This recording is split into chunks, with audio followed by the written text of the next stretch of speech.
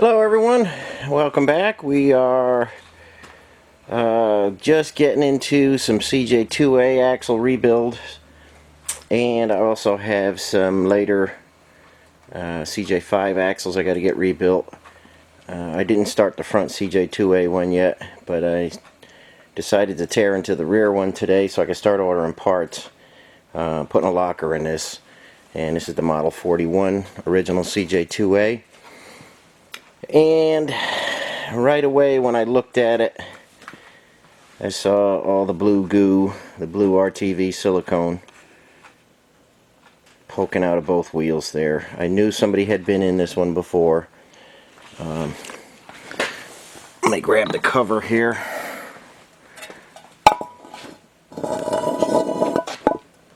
Something went wrong inside there. You could see all the banging around something did. I imagine a bolt got loose out of the one of the ring gear attaching bolts got loose, started banging around in there. That's not a good sign.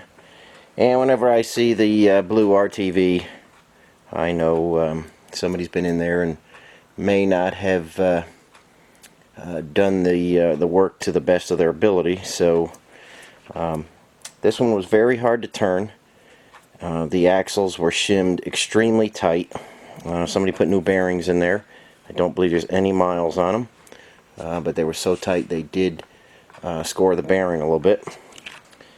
And there's some other things I'm going to show you in just a minute, so hang in there. I'll get set up and show you what's happening. Okay, here is the let's see, this is the left side.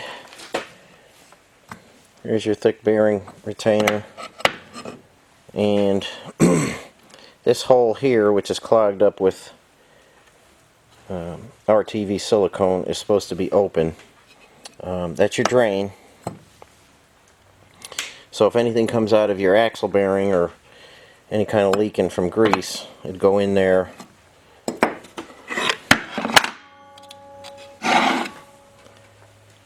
and then it would drain out. You know, it would go in here and drain out that hole. So make sure that hole is always open. I don't believe there's any miles on this particular. Somebody put axle bearings in here. I don't believe there's any miles on them, but they shimmed them. They did not shim them. And I'm going to try and show you. I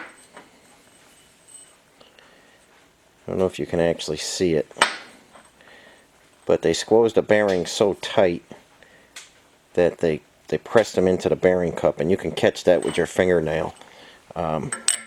So I am not happy with the axle bearings. I already ruined the cup, and I don't like the bearing. So that's bad. But let me take you over to the right side. I just pulled this off, and you know, you got to use a puller to get this off, and it didn't take much to pull this off. Somebody has replaced a drum on here and used the outside over the hub drum. So I pulled this off.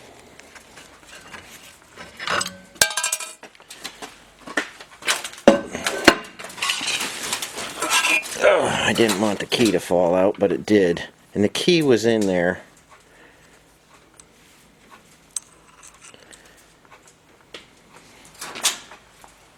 Like that. I hope you can see that. Anyway, what I'm trying to say is, if you watch my videos on the Dana 44 rebuild, I gave very specific instructions on how to put the key in there. So you see the key is tapered, and the axle's tapered. And I'll take you over to the other axle so you can see better.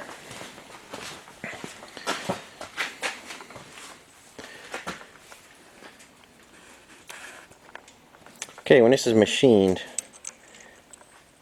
kind of, you can see it ramps up here. Now the only way to put this key in, you see that taper on the key? Put that key in so that it stays level. It won't go all the way that far in, but it'll go that far in. And you need you need room where that's machined up on an angle. Now when you put the key in this way and you drive it in, you see this end comes way out because it starts riding up. It's riding up on that taper. So you got to make sure, put your hub on loosely, put the key in, taper goes forward, and just like that, you won't have any trouble. And you might think it's no big deal, but let's go back over to the hub. A lot of moving around here. Hang in there with me.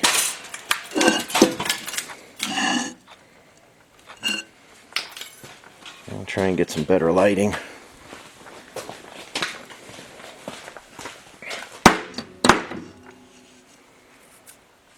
Okay, what happened with this hub, because that key rode up on the taper there, it had nothing else to do. Try and get you in there. Hang in there with me. Okay, when you put the key in backwards, it's gonna split your hub. See how this is kind of raised just a little bit? It's cracked right there and right there. There was no room. It was so tight. You're torquing that nut down, and it splits your hub. So if you don't put your key in right, you're going to wind up ruining your hub, and then you got to replace your hub. So that's why this one was so easy to come off. It didn't hold any torque or anything because the keyway was loose, so it kind of was slopping around on there. So right here, I know it's hard to see, but both sides of that keyway are cracked. That hub is junk. It's the little things like this that you got to be careful of. I see this way too often, and I've tried to put this information out before, but it just keeps happening and happening, and people are just putting the keys in wrong, torquing that nut down, splitting their hubs, and you don't actually know it until your wheel starts wobbling and stuff. And it's just whoever was working on this particular rear end just didn't have enough knowledge on how to put it together right. And it's good that they didn't drive it. It doesn't look like it's been driven, but it's bad that they messed up some parts. So rear axle bearings I'm not happy with. This hub I'm not happy with. I'm going to inspect the other hub, and we'll just keep moving forward on this. Like I said, I showed you the cover, so something went wrong in there at some point. So I'm going to have to dig in there and see what happened, and we'll just keep moving on it. I'll be right back with you. Okay, guys, going after the bearing caps here, and as soon as I took the cover off, I could see these were in backwards. Now from the factory, most times, not on every axle, but most times there's going to be a marking there.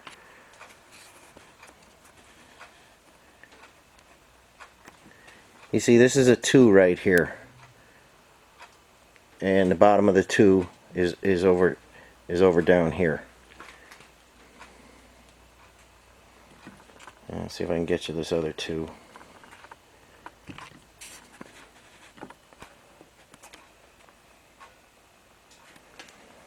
You see there's a 2 here, and the bottom of it is right here. Okay, now the caps are marked as well. There's a 2 here, and it should be next to that 2. And there's a 2 here, and it should be next to this 2, and it should be oriented in the same direction. This is very critical. When this axle housing is built, these caps are bolted down, they're torqued down, and then the machining is done with that cap in place. The caps are not interchangeable. And I know there's going to be plenty of guys that say, oh, you know, you could change them here and there, but you're just going to wear everything out extremely fast. It's not going to be a long life rear end. That's the reason the factory marked them. Now, if you've seen other videos of mine, I usually take some marks, a center punch, and I put some prick punches there and here. That lets somebody know that I've been in the axle housing, and I was conscious of what was happening. I knew the caps needed to go back in the right place, and they're back in the right place. Now here, we have number 2s from the factory. There's no reason why they should have got mixed up. Another thing that's a dead giveaway is look how much of this bearing is outside of the cap. That's not supposed to be like that. Somebody pulled this apart, had no idea what they were doing, mixed up the caps, put them back the wrong way. Now, like I say, there's a 2 right here. I'm going to take these off.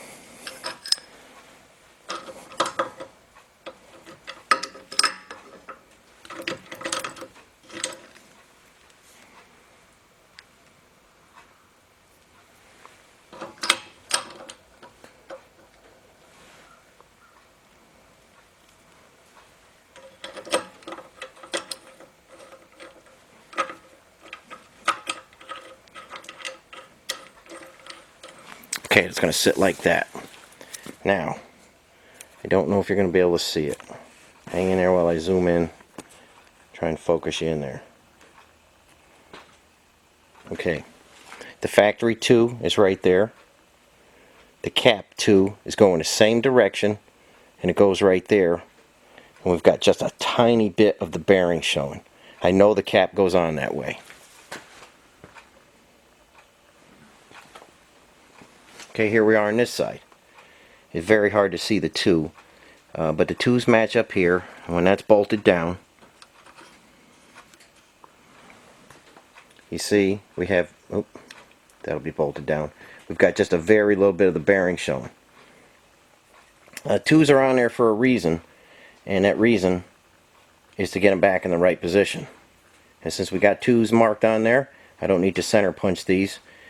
I just want you guys to be aware when you're taking stuff apart, if they're not marked, center punch them, center punch the case, center punch the other side, and then center punch the case. So it's very easy when you're taking stuff apart and you got a million things going on to turn them around, twist them around and stuff, and put them in the wrong place, or knock them over and not know where they went.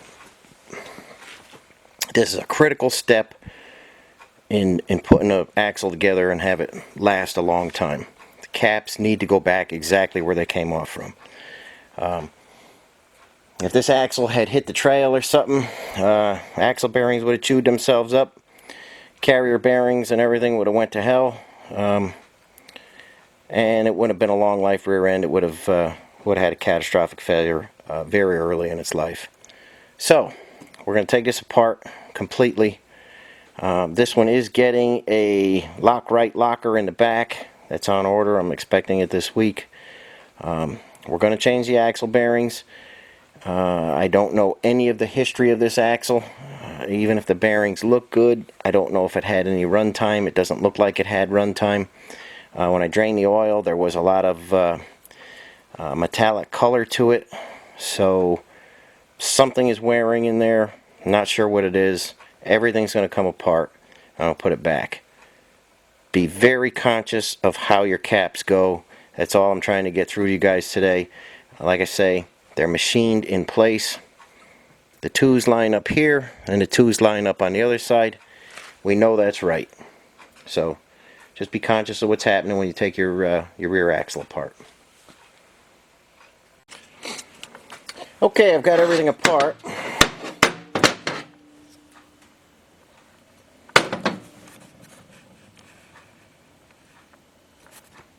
I think you could see on that yoke all the pitting. It's got a deep score here. It's got heavy pitting there. We're going to put a speedy sleeve on that to fix that so it doesn't leak so bad.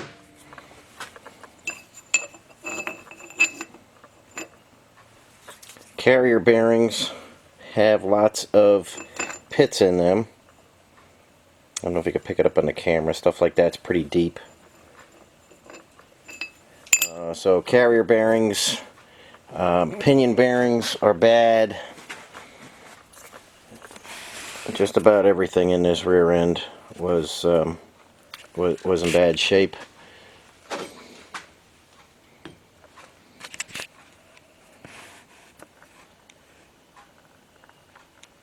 That's the pinion cup. You can see that's pretty beat up.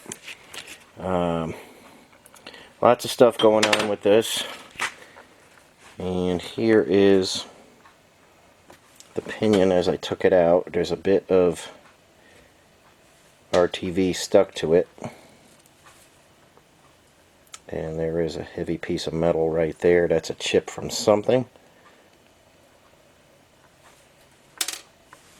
So, kind of a disaster in the rear end, but nothing odd. You know, this is just how most of them are.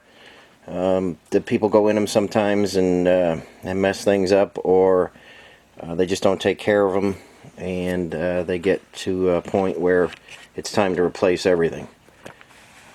So right now I have to order every bearing, every cup, shim kit, and axle seals, axle bearings. The locker is on the way, and I'll show you how that goes in. But right now I am getting a massive parts list together. I'll probably poke into that front end. I know the kingpin bearings are shot already. The knuckles are just flopping. And the lube that came out of it is junk. So these are going to get full rebuilds. This one's going out to do some trail riding out in the Moab area. So I want everything to be right. I don't want them to have any trouble out there. Steering gear parts are ordered and coming in. I've got a new old stock sector that I found for that, and I feel good about that. But everything is being ordered today, so in a couple days I'll have it, and I will pick up with the new parts when I come back on this CJ2A axle build. So there may be some things in between while I'm waiting on parts, but hang in there, and I will get to part 2 of this as soon as the parts come in.